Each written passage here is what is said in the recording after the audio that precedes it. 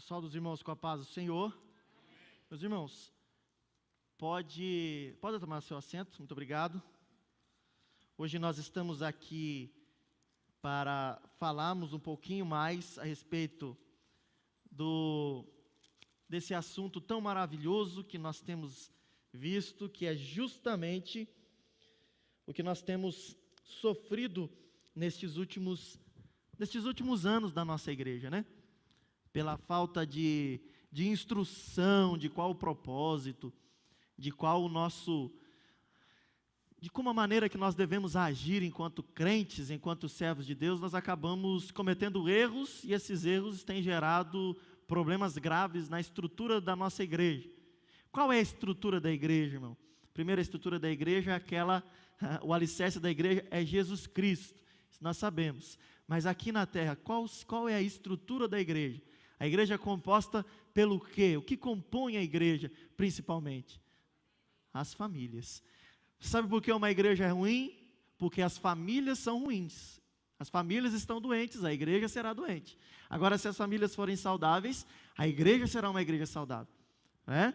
Porque aí nós cumpriremos o nosso propósito. Irmão, você tem que lembrar, todos os dias quando você acordar, você tem que lembrar que você tem que ser o exemplo para este mundo. É por isso que Jesus vai chamar a gente de luz e sal, né? Luz deste mundo. Porque, irmão, você é o exemplo que guia o mundo pelo caminho correto, para que ele possa ver o caminho tortuoso, para não tropeçar, não cair, não desanimar. Então, por isso que nós somos conformados à imagem de Cristo, para que sejamos o exemplo das pessoas.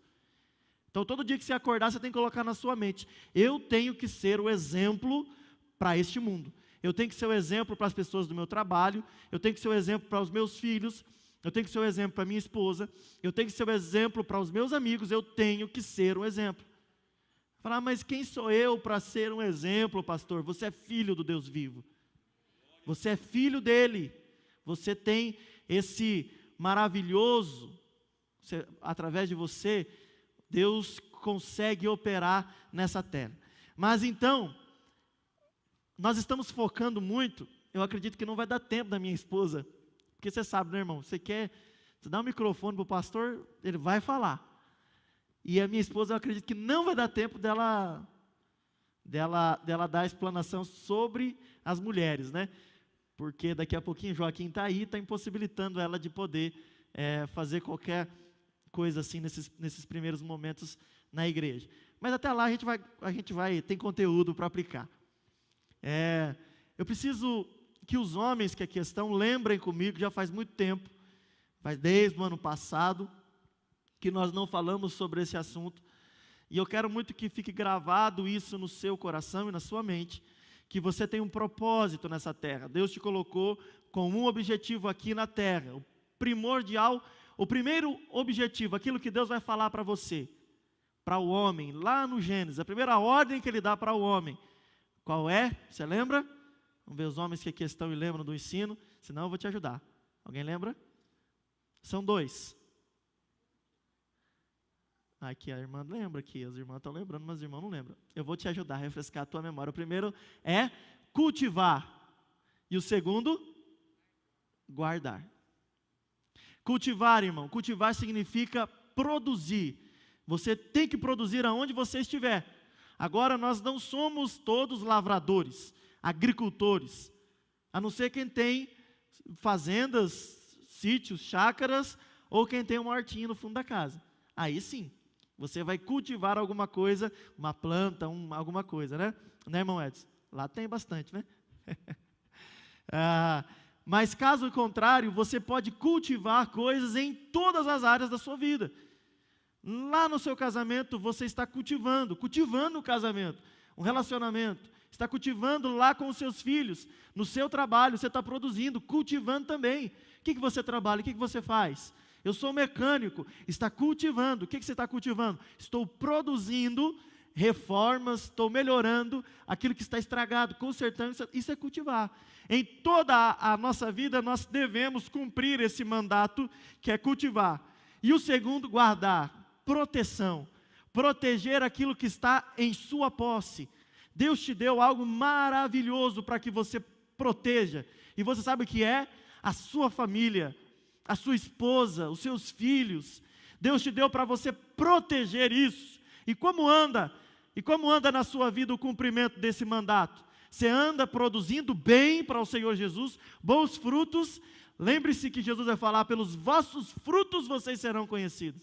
Você está produzindo e você está guardando aquilo que Deus colocou na sua mão. Isso não é um mandato para a mulher, isso é um mandato para o homem.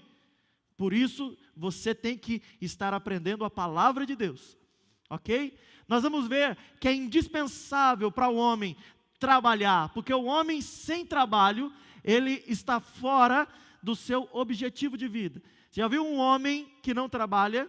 Não trabalha porque está desempregado, por algum problema, irmão. O homem que não trabalha, não faz nada da vida, aquele que fica, como diz o pastor na Anunciação, balangando o beiço. Esse homem é um homem frustrado, esse homem não consegue se desenvolver. É sempre uma criança, sempre com problemas psicológicos, comportamentais, cheios de problemas. Ele não consegue desempenhar a função. Então, o homem que aqui está, você deve trabalhar, porque isso faz parte da sua vida. E, por último, só para recapitular, todos que aqui estão, e aqui agora principalmente para os solteiros, né? Deus vai dizer uma única coisa que em toda a criação não é boa. O que é? Que você esteja só, solteiro. Com exceção daqueles que têm o chamado para o celibato. O que é o celibato? Celibato são aqueles que se dedicam a Deus e somente a Deus. Celibato é uma coisa muito séria. Tem muito jovem aí que quer ser, eu não vou casar não, que eu vou ser celibatário. Mas fica de vez em quando encontrando as irmãzinhas aí debaixo das árvores e fica dando uns beijinhos. Isso não é celibato. Isso não é chamado para o celibato. A pessoa abre mão de qualquer relacionamento para servir exclusivamente a Deus, como Paulo fez. Porque Deus ocupa tanto a vida dele, que ele entrega todas as suas horas e o seu tempo, a sua dedicação a Deus. Essa é uma exceção. Isso é normal, pastor? Isso acontece muito? Com certeza não. Isso é uma coisa atípica. São poucos os casos que Deus vai chamar para essa vocação. Agora, para os que não são chamados ao celibato, você precisa casar. Porque Deus vai olhar para você ainda hoje e ver você não produzindo um casamento, não guardando um casamento, não guardando a vida de uma pessoa nas suas mãos e protegendo e desenvolvendo na sociedade um relacionamento conjugal. E Ele vai falar para você, e Ele fala até os dias de hoje, não é bom que você esteja só. Não é bom que você ande só. É bom que você cumpra o seu propósito. Você precisa ter uma esposa. Então, por isso, irmãos, que nós defendemos tanto a família. Não é porque a gente é quadrado. É porque a gente sabe a vontade do nosso Deus. E a vontade do nosso Deus é que você não esteja só. Amém? Então, vamos para propriamente a função do homem dentro de um relacionamento conjugal. Eu quero começar expondo aqui, irmãos, algo interessante. Todo crente, ele precisa conhecer o que acontece no capítulo de número 3 de Gênesis. Porque se ele não conhece o que acontece no capítulo de número 3 do livro de Gênesis, ele nunca vai entender a importância que Jesus tem para nós. Então é muito importante isso para todos. Se você não conhece o relato de Gênesis 3, você nunca dará importância para aquilo que Jesus fez por nós na cruz do Calvário e nessa terra. Então, começamos por aí. Mas é importante para que você entenda a sua função dentro de um casamento, dentro de uma relação conjugal. É importante que você primeiro entenda como tudo começou, como tudo estragou e como tudo está sendo restaurado através de Jesus. Entendeu, meu irmão? Você tem que entender como tudo começou, como tudo foi feito para ser, como nós botamos tudo a perder e como Jesus colocou tudo a ganhar de novo em nossas vidas. E nós vamos começar pela parte ruim da história. E Deus, na sua infinita sabedoria, Ele cria o homem, posteriormente a mulher, para ser sua auxiliadora, certo? E essa palavra é muito interessante. Nós já falamos isso, não vamos nos ater a esses detalhes. Mas Deus, na sua onisciência, Ele olha para o casamento e faz do casamento a instituição, não só a primeira, mas a mais perfeita instituição nessa terra. Sabia disso? Quando Deus cria o primeiro casamento, a primeira instituição que Deus cria na terra, Ele cria em uma perfeição tão grande, em uma harmonia tão grande, que isso vai chamar a atenção de alguém. De quem que essa instituição chama a atenção, irmão? Quem? Isso. Chama a atenção de Satanás. Ok? E por que chama a atenção de Satanás? Porque é uma importantíssima arma que Deus tem na terra. Através do casamento, Deus pode se manifestar na terra. Através do casamento, Jesus faz a maior de todas as alusões ou comparações contidas no Novo Testamento e que é exposta não somente por Jesus, mas também por Paulo. Efésios capítulo 5 vai dizer isso. Paulo vai fazer uma comparação entre a relação conjugal com Cristo e a igreja. Então, no céu, irmão, eu quero que você entenda, o casamento aqui na terra é uma coisa tão perfeita, que ele vai ser repetido no céu. Você tem que entender isso, irmão, não é uma coisa, por que nós temos até hoje uma igreja, um templo, um local para adorar a Deus? Porque no céu vai existir um lugar, um tabernáculo santo, onde Deus vai ser adorado. Por isso que isso ainda acontece até os dias de hoje. Por isso que ainda Deus não deixou que essa instituição chamada igreja termine.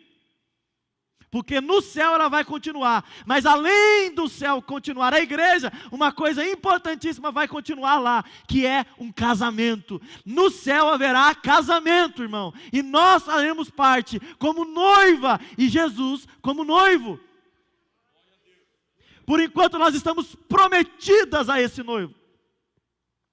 Mas Ele vai cumprir a sua promessa, vai vir até nós, vai nos levar para as bodas, e nós celebraremos com Ele, e Ele conosco, e para sempre estaremos juntos.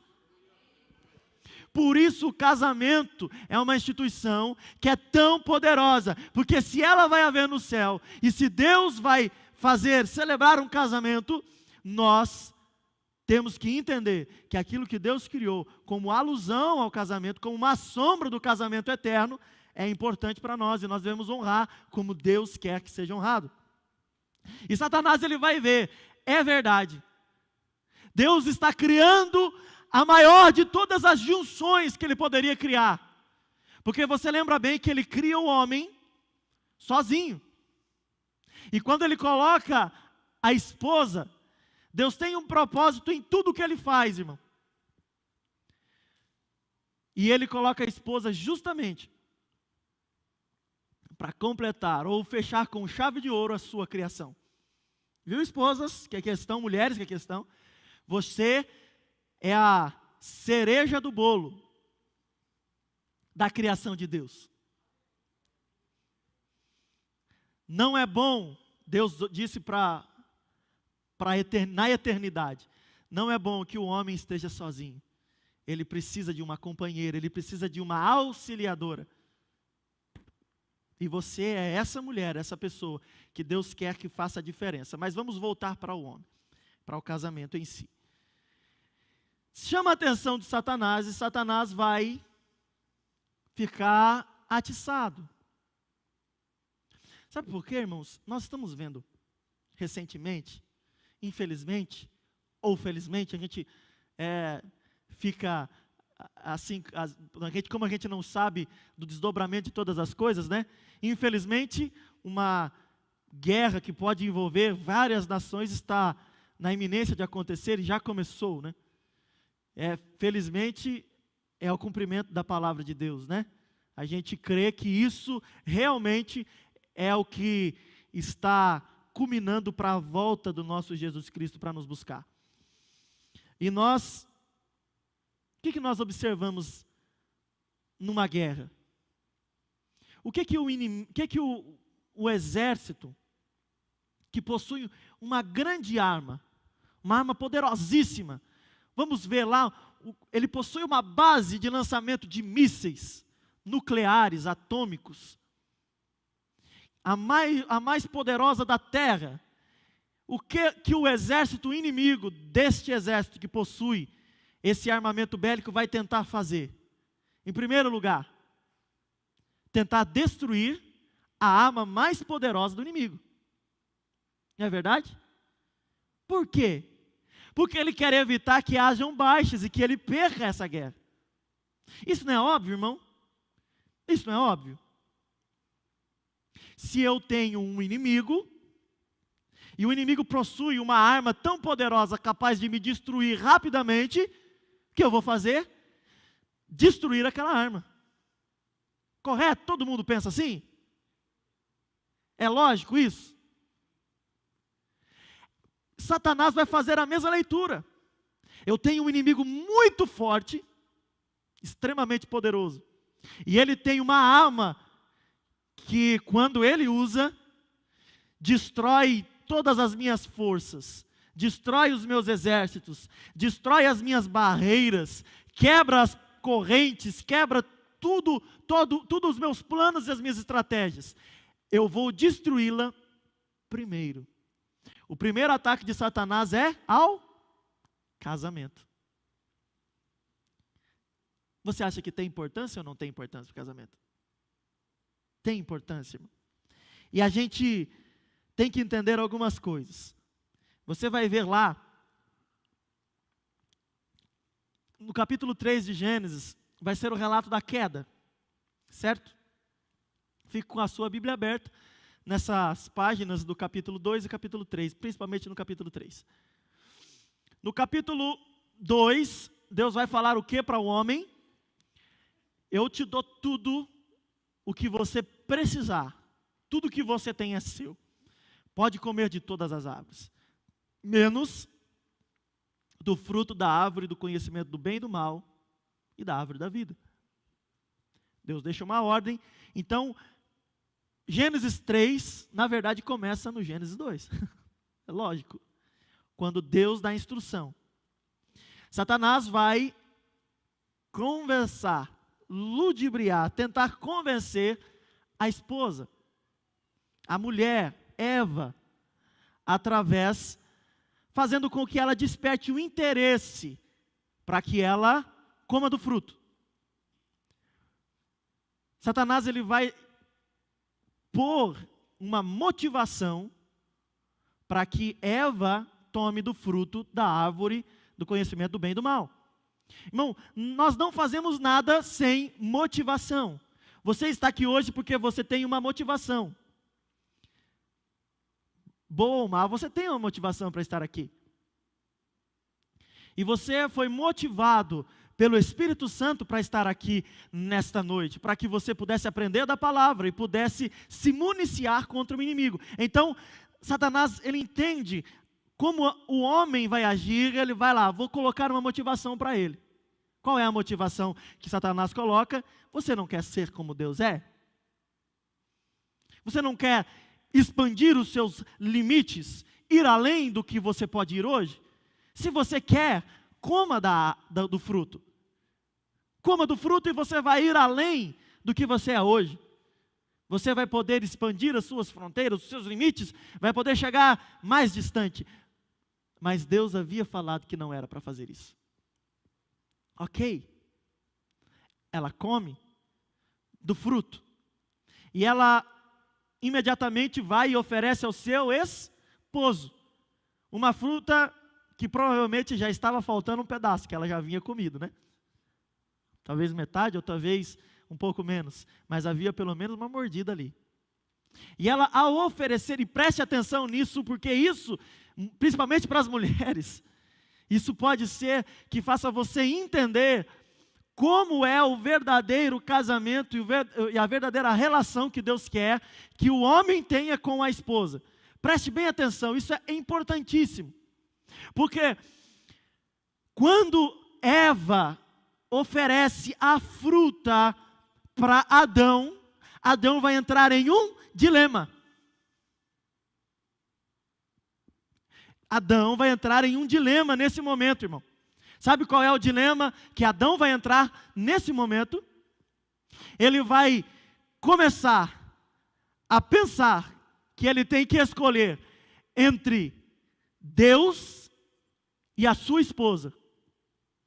Se ele escolhe comer o fruto, ele escolhe estar do lado da sua esposa. E ele rejeita Deus, desobedece Deus, porque ele sabia da ordem.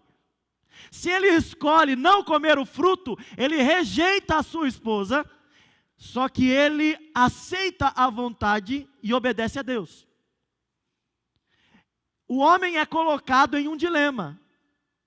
Ele vai pensar como um dilema. Certo? E olha como é a relação marido e mulher no princípio antes da queda.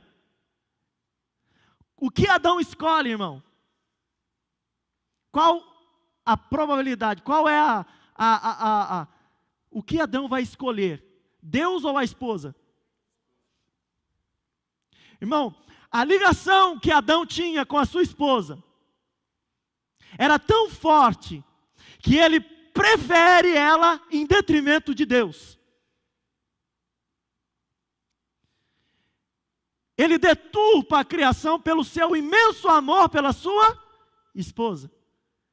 Ele confia na sua esposa, ele ama a sua esposa, ele deseja a sua esposa, e ele quer ter uma relação tão maravilhosa com a sua esposa, que ele, ao ser, vamos colocar nesse termo, posto contra a parede, ele escolhe a esposa. O problema, e o grande problema, é que Adão nunca teve que fazer escolhas. Ele pensou em que ele tinha que fazer, mas ele nunca precisou fazer escolha. Sabe por quê, irmão? E você vai poder, talvez, entrar nesse universo juntamente comigo, entender um pouquinho mais. Se Adão, ao receber o fruto, ele para, e antes de tomar a decisão, ele faz como todo crente tem que fazer. Ele dobra o joelho e pergunta: Deus, o que eu faço? Eu não sei o que fazer agora. A história poderia ser totalmente diferente. Nós não sabemos o que iria acontecer se Eva ela comesse e Adão não comesse. Não há como imaginar essa possibilidade. Mas qual era o correto diante de um dilema que um crente enfrenta, que Adão enfrentou? Como um crente resolve os seus dilemas e os seus problemas, irmão? Conversando com? É o grande erro dos homens. Um grande erro dos homens. Eles pensam que eles têm que, muitas vezes, tomar as decisões pelo impulso, pela emoção. E eu já disse aqui, já disse em outros lugares, que emoção nenhuma pode ser base para você tomar qualquer decisão.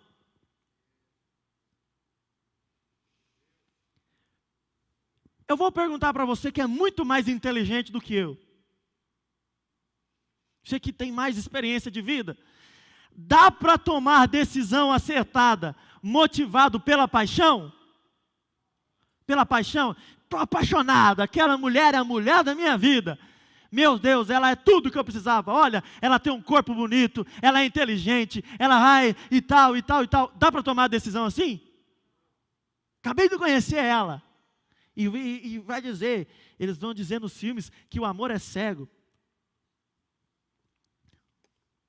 É cego, mas não é bobo, né? Dá para tomar decisão motivado pela paixão? Vamos outro exemplo? Então, você que é mais inteligente do que eu. Dá para tomar decisão embasado em um outro sentimento muito forte que o ser humano tem, chamado ira? Dá para tomar decisão motivado pela ira? Irmão, quem é que já tomou decisão motivado pela ira? Eu já tomei. Você se arrepende? Eu me arrependo, irmão. Eu vou contar um testemunho na minha vida. Você sabe que, né? Com a permissão da minha esposa, se ela não permitir, eu vou contar mesmo assim. Teve uma vez, irmãos, nós estávamos aqui na igreja, e nós estávamos ali, ela lembra muito bem disso. Aquele dia, irmão, eu tomei atitudes embasadas na ira. E Paulo vai dizer que não dê lugar ao diabo. Quando você age pela ira, você dá lugar ao diabo. Aquele dia, irmão, confesso para vocês, eu dei lugar para o diabo. O diabo, ele cirandou na minha vida, só que pela graça de Deus eu consegui reverter junto com a minha esposa. Nós estávamos aqui no final do culto e tinha ali uns salgados, tinha ali, depois do culto, sempre tinha pastel e coisa arada de comer. E aquele dia, eu não lembro o que aconteceu, mas alguma coisa que eu fiz, a minha esposa não gostou muito. Eu não lembro o que é. Tem coisa que é melhor a gente esquecer. Se Deus lança no esquecimento, se Ele fala que dos seus pecados eu nem lembro mais, eu também faço questão de esquecer, irmão. E alguma coisa eu fiz que ela não gostou. E aí nós fomos comer ali, e ela fechou a cara, e ela não quis comer. Só que o problema, irmão, que o que ela fez, tinha bastante gente, e ela deixou transparecer que ela estava brava comigo. Deixou que todo mundo visse ali que ela estava tiririca da vida comigo, né? Como diz a expressão popular. E aquilo ali, quando eu vi aquilo ali, o velho Adão já falou assim, opa, estou chegando. E já assumiu o controle. Aquilo ali já fez eu ficar nervoso. Quando eu cheguei em casa, quando nós chegamos em casa, acho que naquela noite, se eu não me engano, nós ainda tínhamos um velório, era isso? Um velório, nós saímos do culto, o irmão da igreja faleceu e nós iríamos para um velório. E aí você já fica nervoso, né, preocupado, tenso, já piorou a situação mais ainda. E por ela ter demonstrado a sua indignação comigo, tal, naquele momento, aquilo me encheu de ira. Quando eu cheguei em casa, isso eu conto não para minha glória, mas muito para minha vergonha, mas a gente precisa contar as nossas falhas para que você não fale no mesmo lugar onde a gente falhou. Quando nós chegamos em casa, perto dos irmãos, eu estava, não, irmão, está tranquilo, alegre, sorridente, por dentro eu estava a 180 por hora, aceleradão para poder chegar em casa e resolver a situação. Quando eu cheguei em casa, eu dei lugar ao diabo, é o que eu falo. Porque eu tomei atitude embasado na ira que eu estava sentindo por aquilo que ela tinha feito. Irmãos, naquele dia eu me excedi tanto com a minha esposa. Eu falei alto com ela. Eu não sei, eu acho que eu não xinguei você, só de abençoada, né? Não, eu não xinguei ela, assim, porque eu também não tenho costume de xingar. Mas eu falei, eu esbravejei, tudo que eu fiz naquele dia, irmão, eu me envergonho até o dia de hoje. Ainda bem que foi só entre eu e ela. E ela já me perdoou, né? Graças a Deus. Oh, Deus maravilhoso. E eu fiquei tão irado, irmãos. E dentro de mim, irmão, presta atenção nisso, talvez já tenha acontecido com você. Chegou um momento que eu estava tão bravo com ela, e falando tanto para ela, que o diabo tinha tomado o controle, mas o Espírito Santo estava brigando para restabelecer o controle. Você pensa que não? Ele ajuda também nessa hora. E teve uma hora que foi o Espírito Santo, não foi outra pessoa, não foi eu, porque eu não sou bonzinho desse jeito. Teve uma hora que veio assim na minha mente, falou, tá bom, chega, para, já deu, já falou o que tinha que falar. Para agora. Só que você pensa, irmão, eu estava embriagado pela ira. E nesse momento eu deveria ouvir o Espírito Santo. Já tinha feito errado. Nada melhor do que parar e tentar consertar, né? Mas não. Por isso que Paulo vai falar, não dê lugar ao diabo. Em vez de eu escutar a voz, doce voz do Espírito Santo, eu continuei acelerando. E eu continuei falando. E falei coisas que feriram ela. Falei coisas que deixaram ela desapontada. Deixaram ela entristecida, atormentada, fragilizada emocionalmente. E depois que eu voltei a si, irmão, aí o Espírito Santo retoma o controle. O que vem? O arrependimento, a vergonha, a vontade de voltar no tempo e falar, não faça isso, por favor. Não tome decisões baseado nas suas emoções, principalmente nas mais fortes. Ira, paixão. Se for tomar decisão, irmão, tome decisão baseada na compaixão. Aí sim, aí pode. Mas é a única que você pode. Geralmente a gente deixa a compaixão lá por último, né? E Adão vai escolher, ele vai olhar para sua esposa, pelo seu grande amor por ela, pela sua cumplicidade com ela, pela sua intimidade com ela. Adão vai fazer a pior escolha, ela escolhe a criação em detrimento do Criador. Sabe o que é isso, irmão? Eu escolho a coisa ao invés daquele que criou a coisa. É o grande problema, é o que Paulo vai condenar, se eu não me engano, Romanos 1, que aqueles homens tolos escolheram adorar as coisas ao invés do Criador. Adorar a criação ao invés do Criador. E é isso que Adão vai. Mas Adão não precisava fazer isso, irmão. Ele não tinha que escolher entre Eva e Deus. Ele tinha que dobrar o joelho naquela hora e falar, Deus, eu não sei o que fazer. Me ajude a tomar a decisão. E naquele mesmo momento, Deus falaria com ele. Escolha me obedecer. Eu tenho certeza, irmão. Porque Deus era um Deus que vinha todo dia conversar com Adão. Ele não deixaria Adão em dúvida. E a história teria sido diferente. Mas ele escolhe. E quando ele escolhe, é um grande problema. Porque tem o homem, irmão, depois que Adão erra nesse sentido, você vai notar isso comigo. O homem quer a bênção de Deus, mas não quer o Deus da bênção. Você já viu isso acontecendo? Vamos colocar no casamento, que é o contexto que nós estamos lidando. O homem quer os benefícios do casamento. Certo? Os benefícios do casamento. Mas não quer que Deus estabeleça as regras do casamento dele. Não quer ter um casamento à luz da Bíblia. Porque um casamento à luz da Bíblia requer muito autocontrole, muita determinação e muita intimidade com Deus. Então, aquilo que me dá trabalho eu não quero, mas eu quero benefício. Você concorda comigo, irmão, que nós temos esse problema? Se eu puder ter tudo de Deus e deixar Deus de lado, eu deixo. Se Ele me der tudo o que eu preciso, mas eu não precisar fazer nada por Ele, para mim vai ser o ideal. Porque, afinal de contas, irmão, muitos de nós, talvez não nós que estamos aqui, mas muitos crentes têm vindo atrás de Deus apenas pelo que Ele pode proporcionar, não para ter um relacionamento com Ele.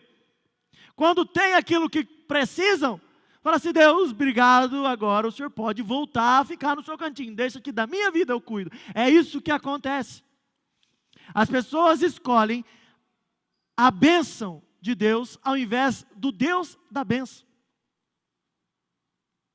Isso acontece no casamento, irmão, direto isso acontece. O homem quer uma vida conjugal e ele pensa assim, agora eu vou ter os benefícios do casamento. Muitos homens aí vão pensar, agora eu vou ter sexo. Agora eu vou ter uma mulher que cozinha, lava e passa. Só que esquece que ele tem o compromisso dele, a parte dele no casamento também. A sua contribuição no casamento. E por que os casamentos vêm dando errado? Porque eu coloco Deus para escanteio e quero do meu jeito. Eu quero curtir, eu quero as bênçãos, mas eu não quero que Deus entre para resolver o meu problema. Não foi isso que Adão fez, irmão? Eu escolho Eva, que é a criação de Deus, e rejeito o Deus que criou Eva. Eu escolho os prazeres que eu vou ter, os benefícios que eu vou ter ao andar com Eva, que Deus não me dá. Ok? Entende isso? Consegue entender? Tem coisas que Eva me dá e Deus não me dá. Entende? É fácil de você perceber isso? É fácil você perceber que tinha coisas que para Adão, Eva daria para ele e Deus não daria. Prazeres momentâneos que Eva daria para ele, mas Deus não daria. É fácil de você entender isso? E ele escolhe os prazeres e rejeita Deus. Quando ele rejeita Deus, começa todo o problema. Todo o problema. E a primeira coisa que vai acontecer, e vai lá comigo, vamos agora para a Bíblia, você vai ver no capítulo 3 e no versículo 7,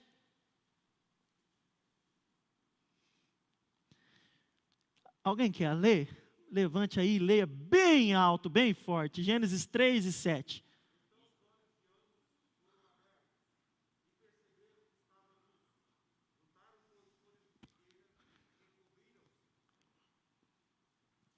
Muito obrigado. Irmão, olha que interessante. Isso é o primeiro ato de Adão e Eva depois de comerem o fruto. A primeira coisa que eles fazem, eles vão olhar para eles e vão falar, estamos nu. E vão procurar folhas de figueira. Irmão, presta bem atenção. Como nós, sem Deus, nós somos miseráveis e tentamos remendar as coisas. Tentamos consertar a nossa própria vontade. E acabamos, ao invés de consertar, estragando tudo. Eles vão olhar um para o outro e falar, estamos nu, precisamos resolver esse problema. Eles vão atrás de folhas de figueira. Vão costurar, algumas versões da Bíblia vão dizer que eles cozeram folhas de figueira e colocaram sobre as suas partes íntimas para poderem ocultar, esconder aquilo que lhes trazia vergonha. Irmão, a folha de figueira, e eu vou falar isso para os homens, é aquilo que nós fazemos quando nós estamos querendo esconder alguma coisa de Deus, ou esconder alguma coisa da nossa esposa ou de quem quer que seja. É um remendo temporário que logo, logo vai acabar. Mulheres que aqui estão, me ajudem agora, me ajudem na pregação. O seu marido consegue te enganar? Sim ou não? Só que quando ele tenta te enganar, sabe o que ele está fazendo? Ele está tentando cobrir as suas vergonhas com folha de figueira. É a mesma coisa que Adão fez. Ele pensa que está te enganando, porque ele quer esconder aquilo que ele errou, aquilo que ele falhou. Só que a cara dele denuncia, as atitudes denunciam. E ele tenta esconder, mas não consegue. É verdade ou não é? Porque você conhece o marido que você tem. e você começa a espremer ele, e daqui a pouquinho ele entrega. Porque folha de figueira não cobre vergonha. A única coisa que cobre a nossa vergonha, irmão, é o sangue de Jesus. O precioso sangue de Jesus. Mas a figueira é o remendo do homem. A figueira é a desculpa que eu e você damos para as nossas esposas quando nós erramos. É a desculpa que eu e você damos para Deus quando nós pecamos. É a desculpa que eu e você damos para a igreja quando nós erramos. É a maldita folha de figueira que Adão um dia pegou e falou: eu vou resolver o meu problema e eu vou arrumar uma folha de figueira como desculpa para esconder a minha vergonha. Eu queria que essa folha de figueira não existisse. Porque, irmão, a nudez é a naturalidade que Deus nos criou, e eu quero que você entenda isso. Até comer, até pecar, não tinha e nunca teve problema andar nu na frente da esposa. Até o momento da queda, Adão andava nu e não sentia vergonha. E cá para nós, irmão, não sei vocês, mas coisa boa é andar nu na casa, né? Liberdade, graças a Deus, na casa, irmão, na rua não, tá? Há homens que são mais exibicionistas, há homens mais conservados, né? Feche parênteses e vamos voltar à pregação.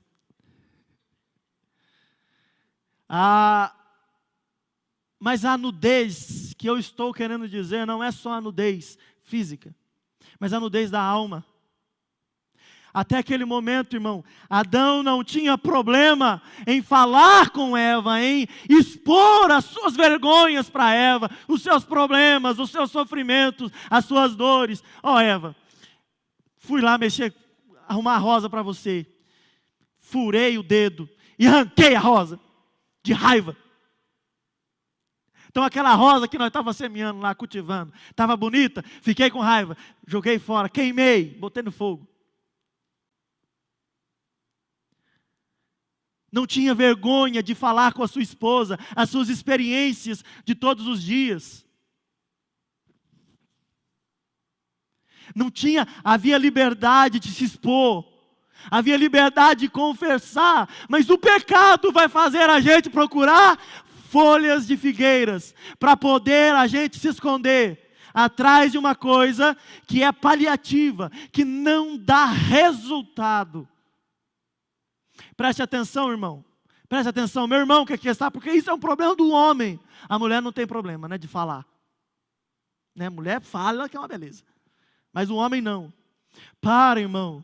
Para de querer ficar se conservando em folhas de figueira. Fique nu na frente da sua esposa. Abra o seu coração. Abra as suas dores, o seu passado, a sua vida. Abre para ela e mostra: olha, eu falhei, eu errei, eu tenho esse medo, eu tenho essas vergonhas, e eu estou nu na tua frente agora, mas olha, esse sou eu, esse é o seu esposo. Às vezes ela já sabe quem você é, mas você quer ficar com folha de figueira tampando, e não tem jeito de tampar a sua vergonha, porque ela é exposta mesmo com folha de figueira. Homens que aqui estão, aprendam a abrir os seus corações para a esposa que Deus te deu. Aprendam, por favor, porque se você não abre, o inimigo tem uma brecha gigante para entrar na sua vida. Porque se você não fala para sua esposa: olha, fui na igreja, eu vi aquela irmã vestida daquele jeito e senti atração por ela, pelo amor de Deus me ajude a orar, eu não quero. Se você não fala isso para ela, se você não aponta o seu erro, a sua vergonha, não expõe para ela, você não tem com quem contar para te ajudar, e o inimigo vai usar a tua fraqueza contra você. Não caia na cilada do inimigo de querer colocar um remendo na sua vida, na frente do seu pecado. Exponha. A palavra de Deus vai dizer algo maravilhoso, mas nós não entendemos. Nós sabemos falar para os outros, mas nós mesmos não pegamos e aplicamos. A palavra de Deus vai dizer: aquele que confessa e deixa, alcança misericórdia. É interessante que a palavra não vai falar aquele que confessa a Deus, vai falar aquele que confessa. Porque confessar a Deus, às vezes até a gente confessa. Porque Deus não é fofoqueiro, né, irmão? Deus não fala, está espalhando, né? Mas agora conversar com a esposa que Deus te deu, você não quer. O seu passado, você fica tampando, irmão, com a maldita folha de figueira. E não revela, abra o seu coração, exponha, irmão, não tenha vergonha. Vergonha é você ficar fazendo isso que você está fazendo. Agora, se você abrir o seu coração, a misericórdia de Deus vai cobrir você de alto a baixo, e a folha de figueira cai, e vem a misericórdia e te veste, reveste e te torna melhor. Só que nós homens temos essa dificuldade. Adão procurou, você e eu procuramos a mesma coisa. Vamos sempre atrás da folha de figueira. É o nosso remendo. E olha que interessante. Veja bem, olha que interessante. Ele coloca a folha de figueira. Agora, ele sabe a hora que Deus vai chegar. Eu não tinha relógio, mas o sol, né? Deus está chegando. Eva partiu ali para trás da moitinha, para nós se esconder de Jesus, de Deus. Agora, a primeira pergunta que Deus faz, quando ele chega no jardim, fala assim: Adão, aonde você está? Irmão, eu te pergunto, você acha que Deus não sabia aonde Adão estava fisicamente naquele momento? O que você acha? Você acha que Deus não sabia? Ele perguntou porque ele não sabia mesmo? Então por que Deus faz essa pergunta?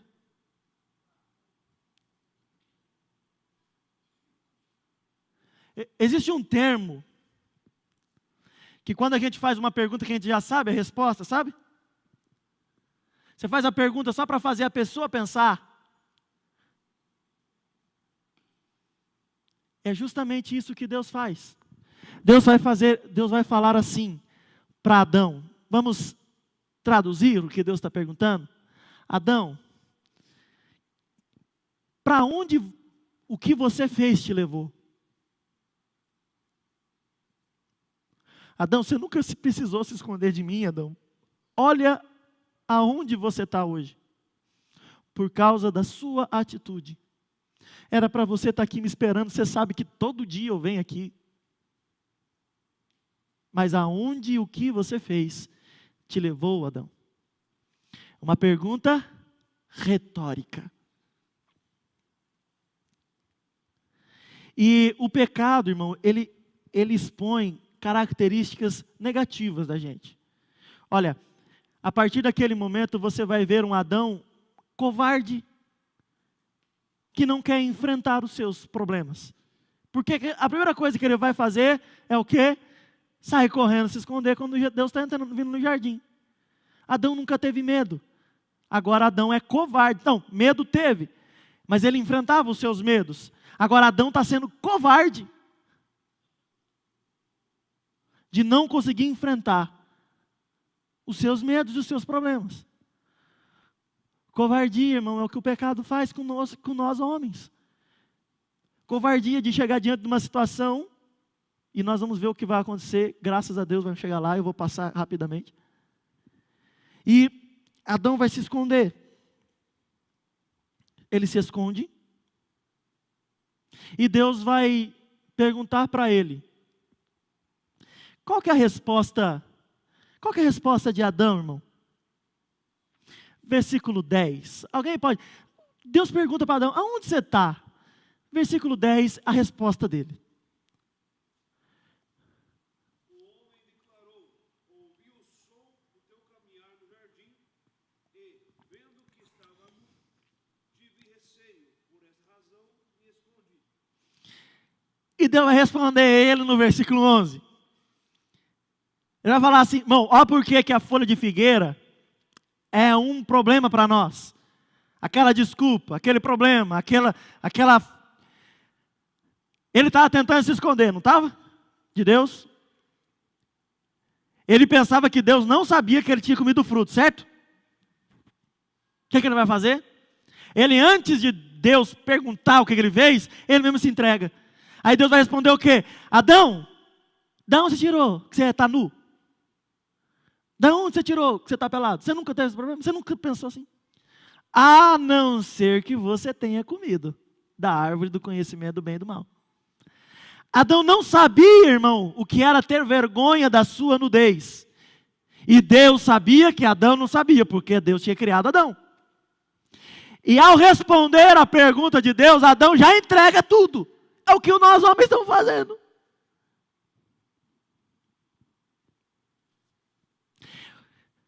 Tem uma brincadeira ou uma comparação que a gente vê. O camarada chega em casa, claro, isso não é com crente, tá, irmão? Isso aí é lá no mundo. Lá no mundo. O camarada chega de madrugada em casa, a mulher está esperando ele acende a luz, a mulher olha assim, que é essa mancha de batom aí? Que é essa mancha de batom na tua camisa? E o miserável é tão bobo, que para onde ele vai orar?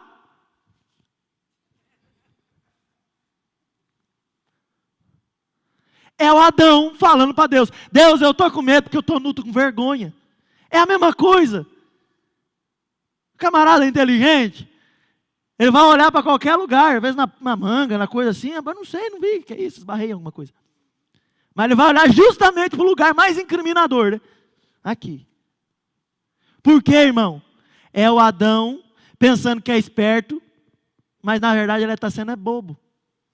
E Deus pergunta para ele, Adão, aonde você está? Tive vergonha da minha nudez. E quem falou que você está nu, Adão? Não era para você saber que você está nu. Você não sabe o que é nudez? Adão, já sei. Comeu do fruto, né? Aí você vai ver o covardão entrando em ação novamente. Que a covardia faz parte. Covardia é coisa de pecador, irmão. Você é Deus te deu um espírito de coragem. O Espírito Santo que habita em você te faz ter coragem. O pecador Adão, ele vai falar o quê? Deus, a mulher que o Senhor me deu. Sabe o que ele está fazendo? Vou arrumar um escudo. Hein, mulher, você aqui, ó, a culpa é sua. Você que me fez pecar. E é o seguinte, Deus, a mulher me fez pecar. E a culpa é do Senhor porque me deu. Porque o pecado, irmão, faz a gente ficar cego e tentar, de todas as formas, transferir a responsabilidade. O homem que peca, ele vira um covardão. Você imagina que caráter de Adão, se ele fosse firme de verdade e falar assim, Deus, realmente eu errei. Realmente eu falei. O que o Senhor quiser fazer comigo, o Senhor pode fazer. Eu errei. Não, mas o bichão é tão fortão, o bichão é tão feroz, que ele vai pegar assim, Deus, é a mulher. E coloca ela como escudo.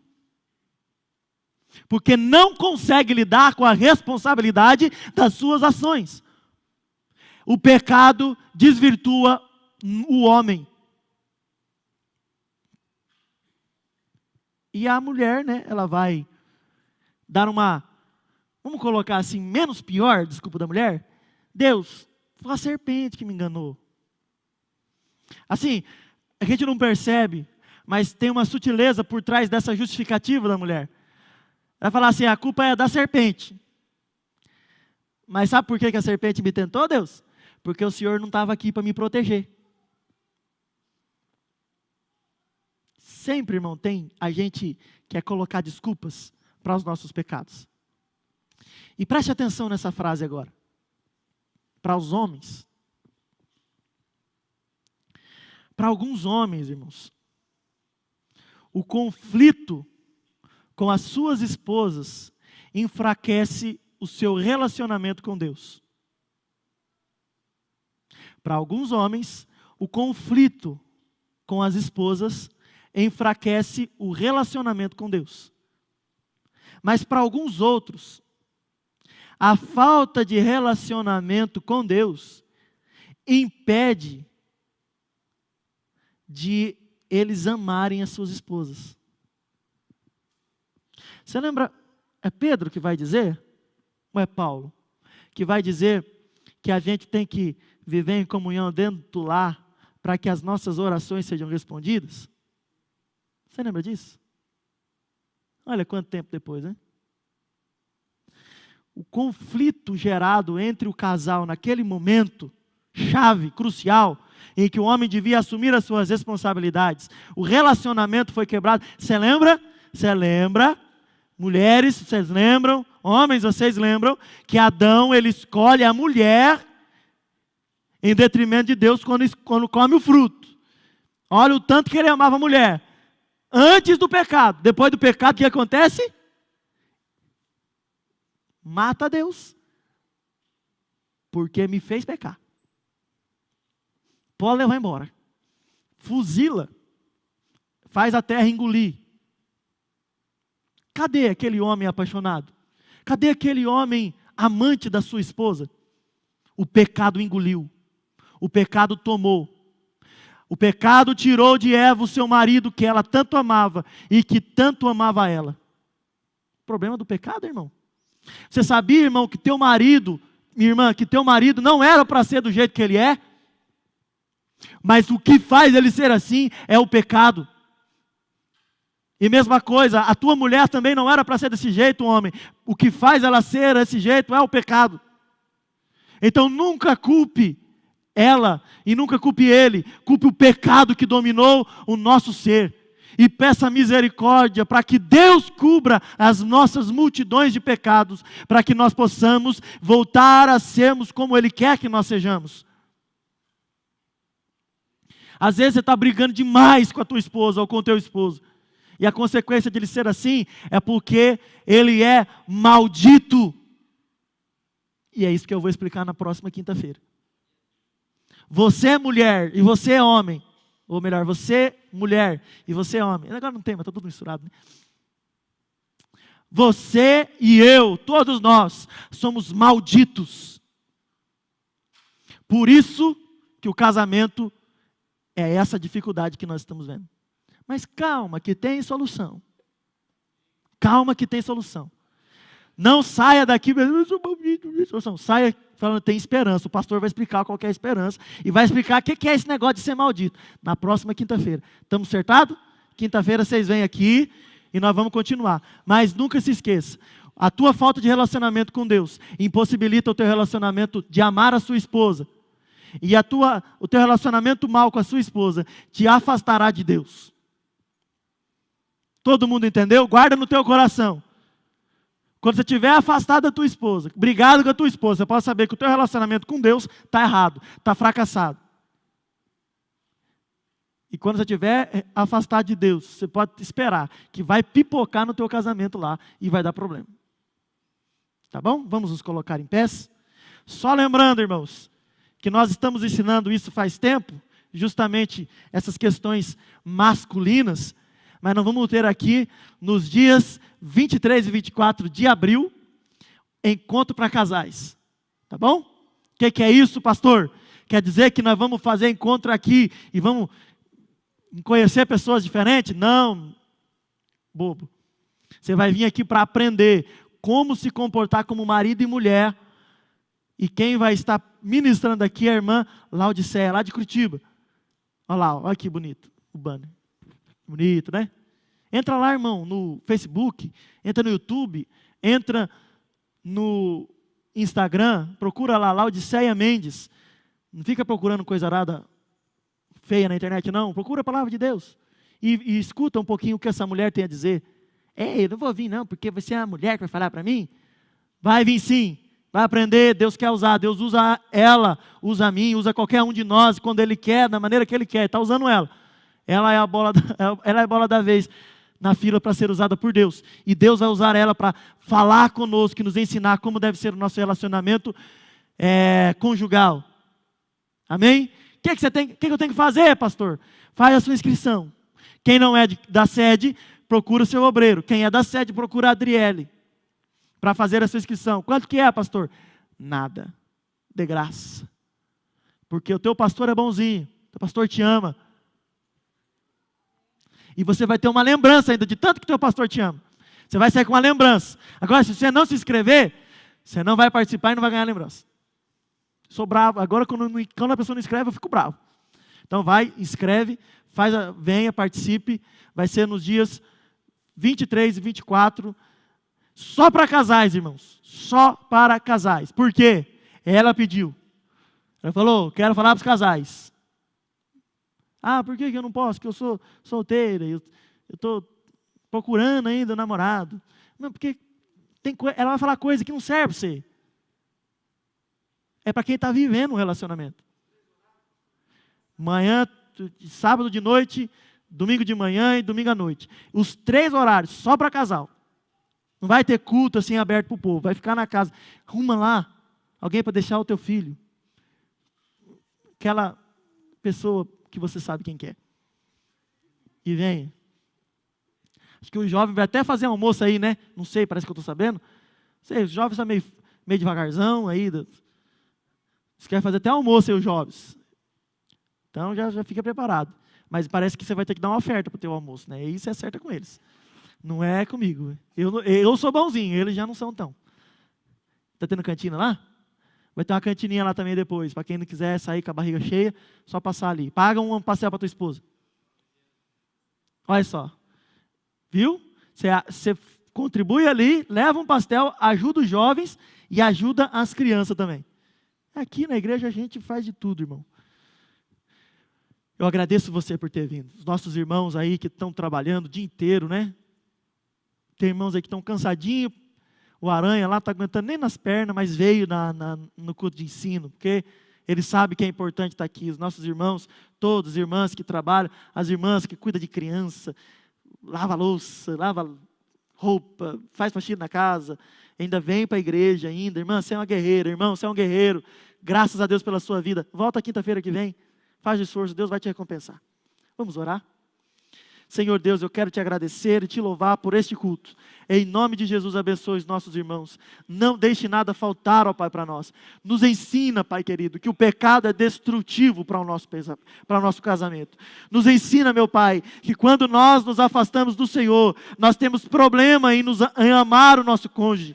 E quando nós nos afastamos do nosso cônjuge, nós temos problemas em relacionarmos com o Senhor. Nos ensina, Pai querido, a não dar desculpas mais para os nossos erros, mas a estarmos abertos, nus, diante da nossa esposa, diante do nosso esposo, e expor os nossos pecados, as nossas fraquezas, os nossos problemas, para que nós não sejamos vencidos pelo pecado, pelo inimigo das nossas almas e pela nossa própria ignorância, em nome de Jesus. E que o amor de Deus, a graça do nosso Senhor Jesus Cristo e a comunhão do Espírito Santo estejam com todos, hoje e sempre, e que todos digam: Deus te abençoe, meu irmão. Até a próxima.